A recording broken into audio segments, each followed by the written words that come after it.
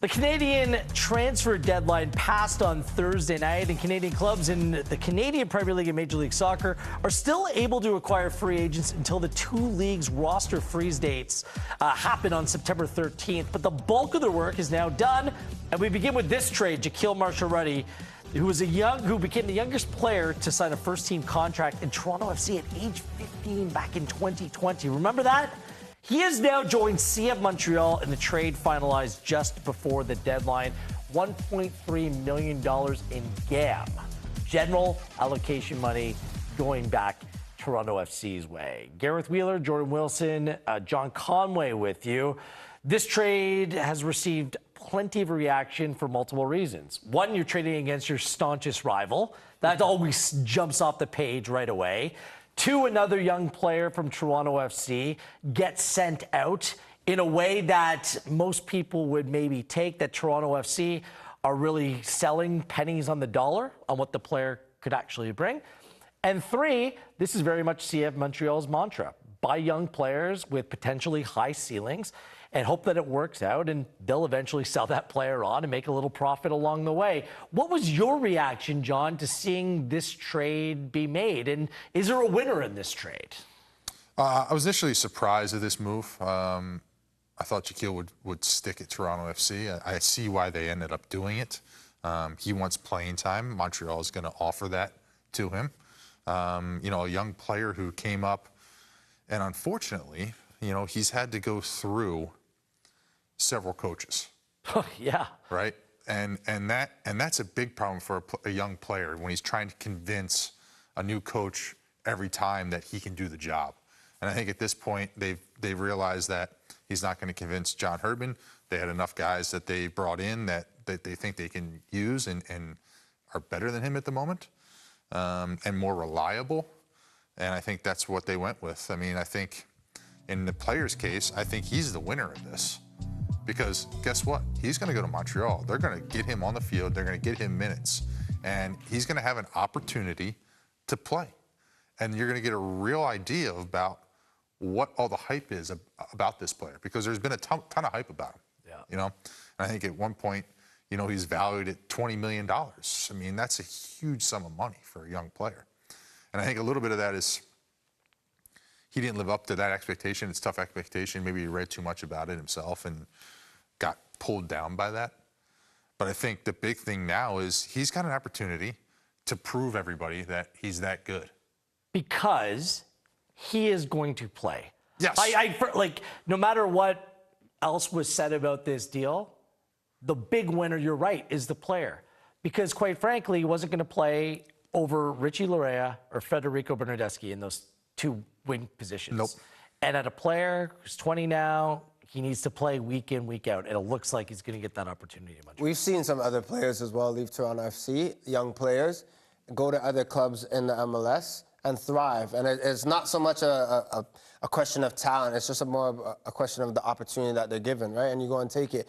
And look, and that's why players all the time, you move from one club to the next, and maybe one manager doesn't see you in a certain light and another one does. But that's a fresh slate for him. I think he's going to take it, and he's going to relish the opportunity as he should. Yeah, and oftentimes young players need to get out of their surroundings as well and challenge themselves somewhere else, put themselves in a different type of comfort zone. I think that's a big one with Toronto FC with a lot of the guys, is that they're just so comfortable here. Right. And I think in this case, obviously it's Montreal, it's far enough away that I think he can be out of his comfort zone a little bit. But again, this has got, I didn't bring this name up, but Corey Ray. Yeah. Corey Ray, formerly with Toronto FC, went to Columbus, now is consulting with CF Montreal.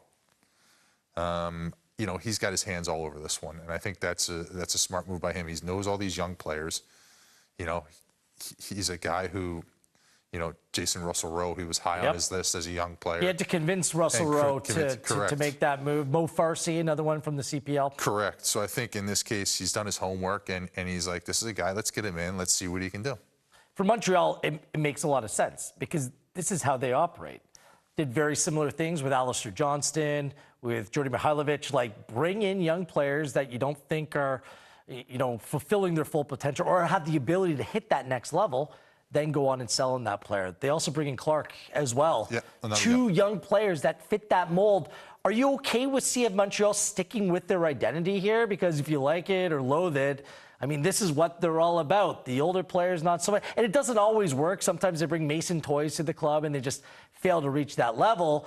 But really, even with Olivier Renard leaving, they're sticking with their identity. I think so, right? And I think it, more often than not, it does work for them in terms of getting young players that are hungry, that are willing to go and bleed and grind, and have a mixture of older players within a squad that can top up that competition and really push the team forward. So I do like it. I think if this is what you want as a club, to be a feeder club to other clubs or to compete and barely do it, then hats off to you. Well, it's interesting because, you know, the difference between Toronto FC and Montreal is that, you know, obviously Montreal is doing business on the younger side of things.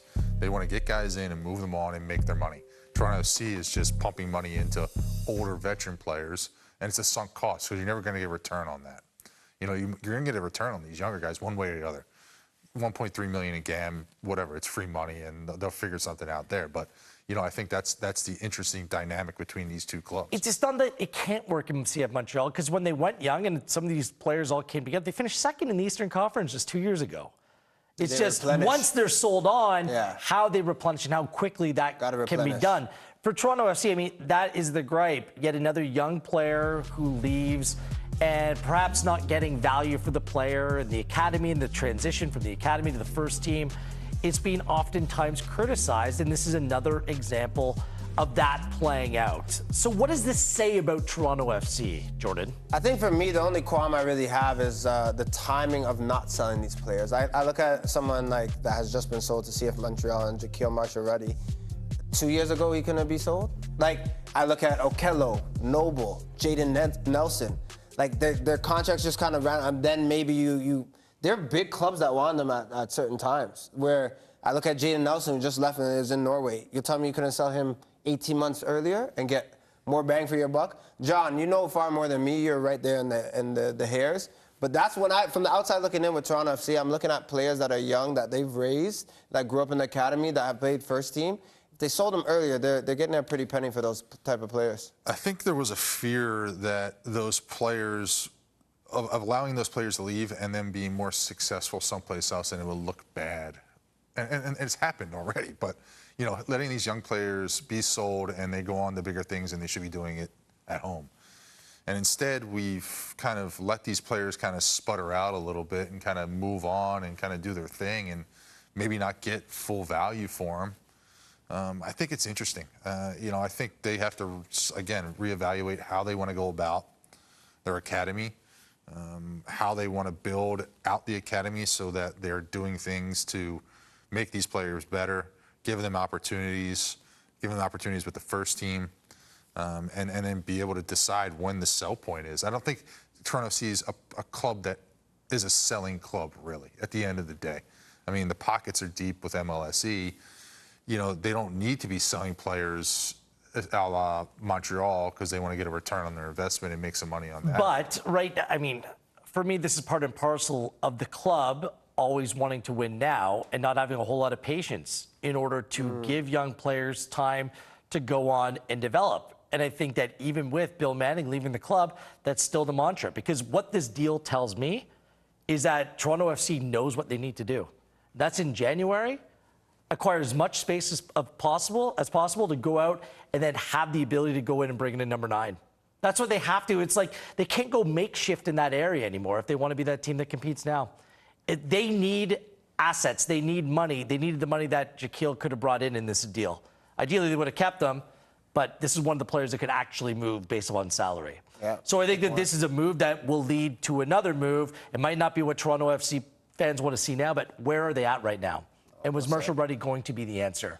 They need a number 9. This is the pathway forward. And I am told, and I have heard, that there's also a potential sell-on fee. So if he is a success in Montreal, then more money can be coming back to Toronto FC in this potential deal. So could end up working out for all parties, although in the moment, I understand why TFC fans are disappointed. We have to address the Vancouver Whitecaps because I'm a little disappointed about how quiet it was. They're bringing 20-year-old wingback Colombian Eder Ocampo.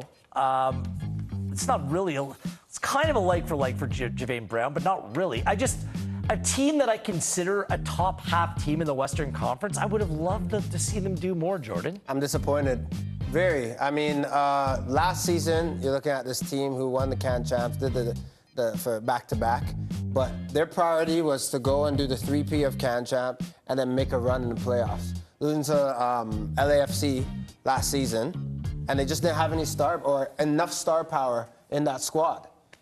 So this is the time, John Conway, to go and to add a little bit to your squad, to have a third, fourth person that you can maybe bring into that team that could go and compete for a championship. I think with their squad that they have, they're good, more than competent. But why don't you add a little sparkle at this time? I think their team could have used it. Yeah, it's interesting. I thought maybe they do some more business. Obviously, I get why they did this business. It's a U22 initiative play. Which is their identity as well, in fairness. Fair. I understand the move, but you could make that move and potentially something else. Yeah, that's my point about volume. I mean, I think they probably could have done a couple more things. But again, not being in that room and knowing exactly where their books lie and what's on the books and where they're trying to do come maybe next January, I guess right now I'd vote as being disappointed as well. But I understand that, like, you got to do what you got to do at certain moments, and I think this initiative maybe pays dividends in the end. They get a young kid, maybe he's already on the looks for somewhere else, and this is just a pit stop for him for 16 months, 18 months, and then they can move him on from there and make some money on the back end of it. I mean, the business side of things is way above. I think our heads at the moment, based on how they're doing these things, because there's so much background information that goes on with who's scouting this player, who's he lined up with already. Yeah. I think too, we also look at it and we're like, more and more, bringing one or two more guys. But maybe someone like Vanni Tartini is looking at a squad and say, we have enough. Like, the chemistry's there. Let's ride this moment. Maybe he's just looking at getting into playoffs and that dance and maybe making that push. That's a fair point. I mean, obviously, just bringing in guys could totally mess up the dynamic of a group. Especially with that team, right? They interchange so much. Players play like 2-3 spots. I just, Picot's played decent at time. I just thought they could use that one more attacking piece. And for me, if they look back at this era where they have Kubas, Gould, White, Ahmed's probably not long to stay in Vancouver. Like, take advantage of what you have now. And if you could push a little bit more without completely mortgaging your future, that is something I would have really looked into. Yeah, fair point. So intriguing for all three Canadian teams. Share your thoughts in terms of what their windows look like for you through our One Soccer social media channels, including our YouTube page, where we comment on all of this.